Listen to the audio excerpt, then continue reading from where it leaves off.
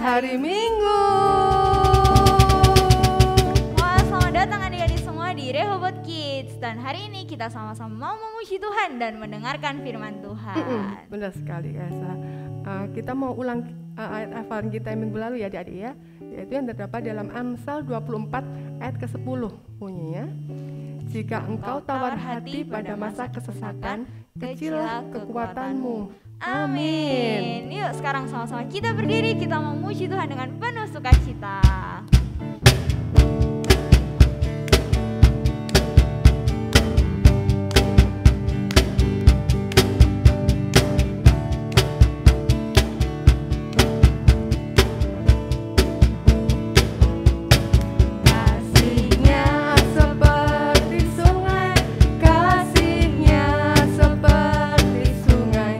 Kasihnya seperti sungai di hatiku.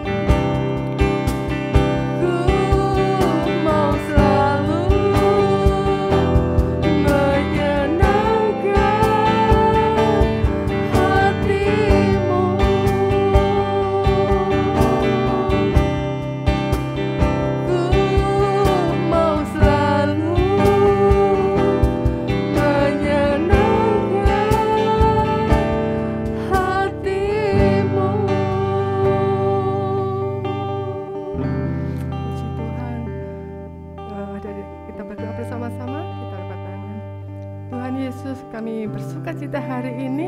Kami memuji Tuhan karena Tuhan sangat baik buat kami. Kami mau hidup menyenangkan hati Tuhan. Kami mau berikan semuanya untuk Tuhan. Tuhan, kami mau siap mendengarkan firman Tuhan. Tuhan urapi kami, Tuhan urapi kakak yang akan menyampaikan firman Tuhan. Agar firman-Mu itu melihara kami. Terima kasih Tuhan Yesus. Haleluya. Amin. Shalom Rehoboth Kids, apa kabar pagi hari ini? Wah, kakak yakin kalian sudah pada liburan.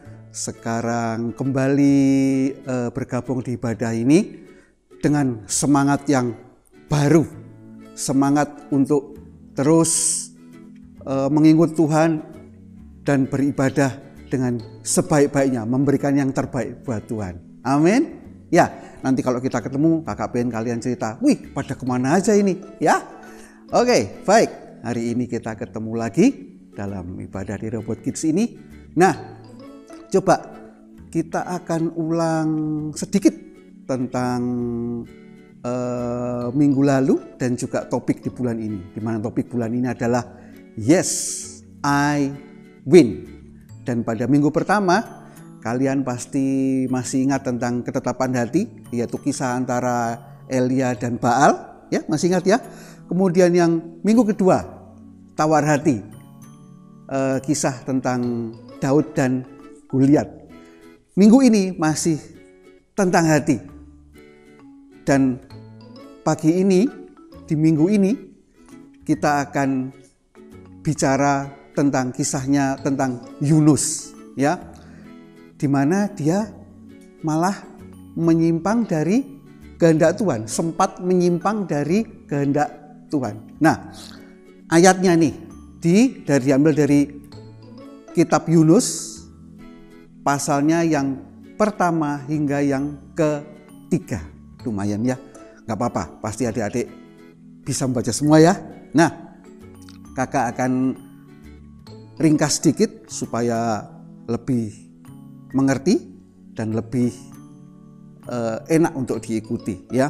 Dimana Yunus menyimpang dari perintah Tuhan. Loh kok gitu kak? Iya, dia pikir ngapain susah-susah pergi ke Niniwe ya, untuk mengingatkan orang-orang yang sudah terlanjur jahat. Ya susah-susah, capek-capek, ya kan? Ngapain mereka terlanjur jahat? Toh mereka juga layak dihukum. Wow.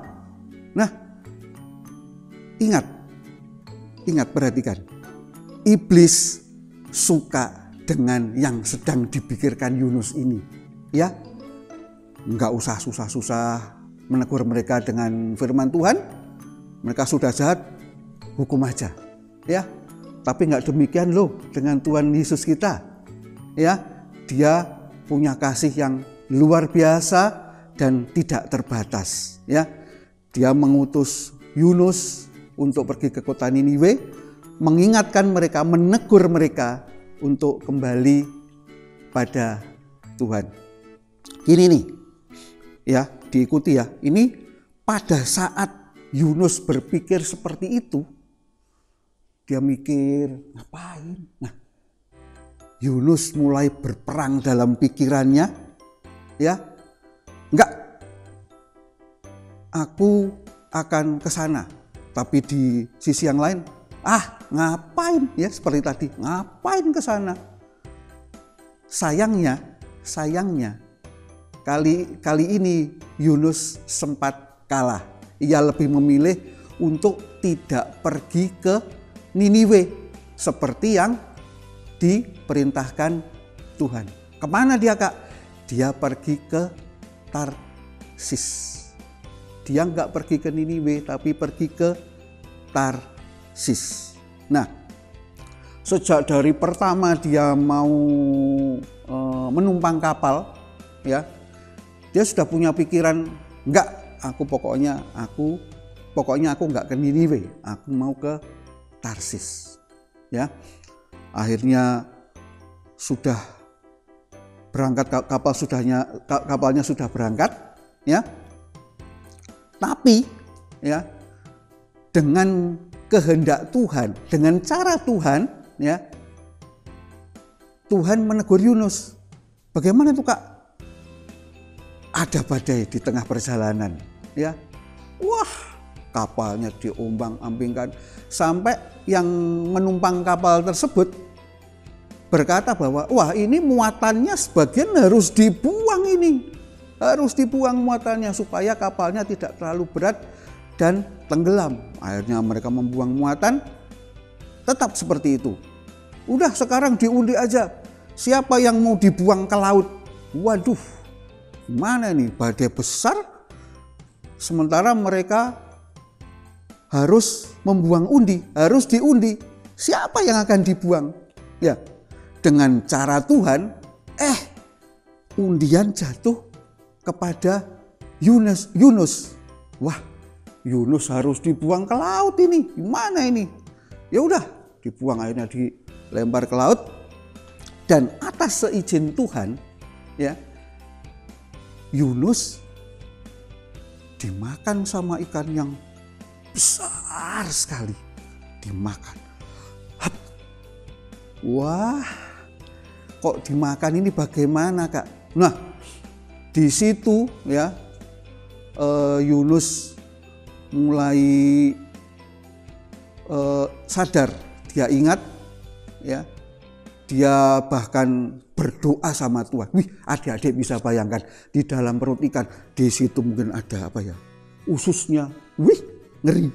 Di situ mungkin ada lambungnya, aduh baunya bagaimana ya di dalam perut ikan. Selama berapa lama? 3 hari 3 malam.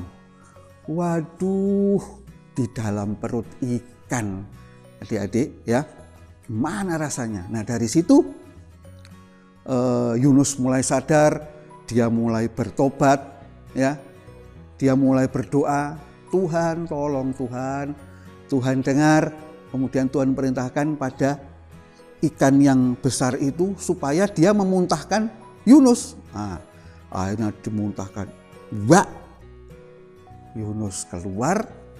Nah, kemudian dia pergi ke Niniwe. Nah, dia di sana dia mulai melakukan apa yang dikehendaki Tuhan. Apa tadi? Ayo, masih kan enggak? Menegur dan mengingatkan orang-orang yang ada di Niniwe untuk bertobat. Akhirnya Yunus melakukan kehendak Tuhan dan orang-orang di Niniwe mulai sadar dan mau percaya pada Tuhan. Nah, apakah hubungannya Yunus sama kita semua ini? Nah, gini adik-adik. Kalau tadi Yunus kan sempat menyimpang dari apa yang Tuhan kehendaki. Nah, bukankah ini juga sering terjadi pada orang-orang percaya? Kakak bahkan, adik-adik, ya. Kalau ada mungkin Tuhan tegur, ayo dong, mulai berdoa, ayo mulai belajar, ya. Atau mungkin teguran seperti ini mungkin melalui orang-orang yang dekat dengan kita, dengan papa mama, dengan teman-teman kita, ya. Mereka mulai ngomong, ayo belajar, sebentar lagi tes ini, sudah tinggal beberapa hari waktu kita, ya. Sementara adik-adik tetap ngegame, sebentar, ngegame dulu, belajar belakangan. Ngegame, wih, asik. Nah, lama-lama nggak belajar. Berarti ini sudah menyimpang. Ya, boleh sih adik-adik mau santai, oke, it's okay, nggak masalah. Wah, mau nge-mall dulu, silakan. Mau apa ya Kak ya? Mau main dulu dah, mau ngegame, it's okay. Atau mau cuman sekedar chatting sama teman-teman, silakan, nggak masalah. Tapi ya, ada waktu-waktu kakak dan kalian tetap hatinya harus tertuju pada Tuhan. Loh, gimana itu Kak caranya? Nah, kan kita sudah dibekali Alkitab loh. Di situ firman Tuhan, di situ perkataan Tuhan yang selalu mengingatkan kita sebagai orang percaya.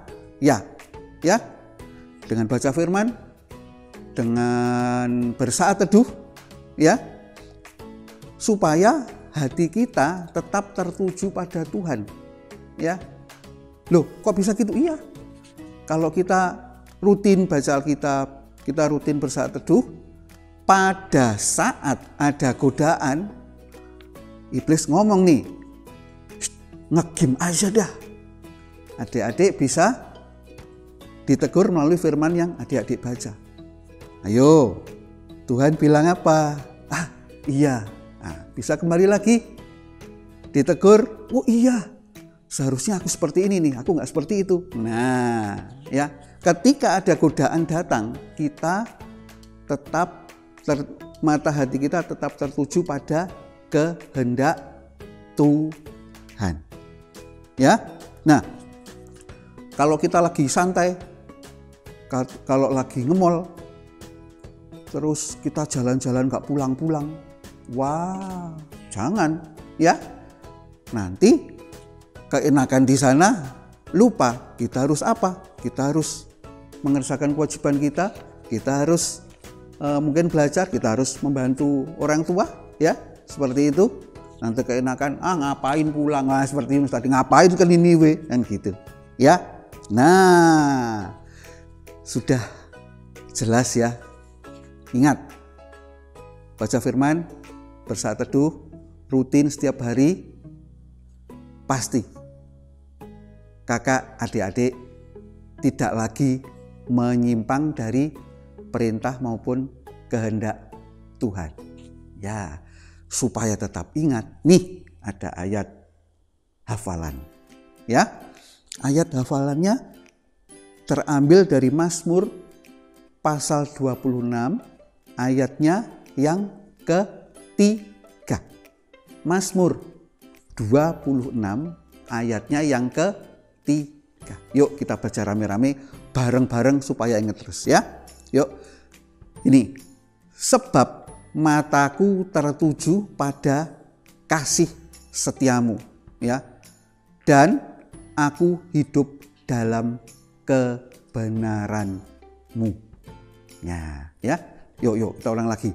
Sebab mataku tertuju pada kasih setiamu dan aku hidup dalam kebenaranmu. Wah, ini yang jadi kekuatan dan ketetapan hati kakak dan adik-adik supaya terus tertuju pada Tuhan, enggak lagi nyimpang ke kiri, ke kanan. Wah, ini yang enggak sesuai dengan kehendak Tuhan. Yuk, firman-Nya sudah selesai. Kakak percaya kalau adik-adik mengerjakan seperti yang tadi sudah adik-adik dengarkan, pasti Tuhan mampukan kita semua. Yuk kita doa dulu, kita mohon kekuatan sama Tuhan. Yuk. Tuhan, terima kasih kami sudah dengar firman-Mu. Biar Kau sendiri yang sertai setiap anak-Mu di tempat ini. Mulai pagi hari ini Tuhan, mereka terus boleh melihat kuasa-Mu, kasih setia-Mu, dan kami tidak lagi menyimpang ke kiri maupun ke kanan, melainkan Engkau sendiri yang tuntun setiap anak-Mu Tuhan.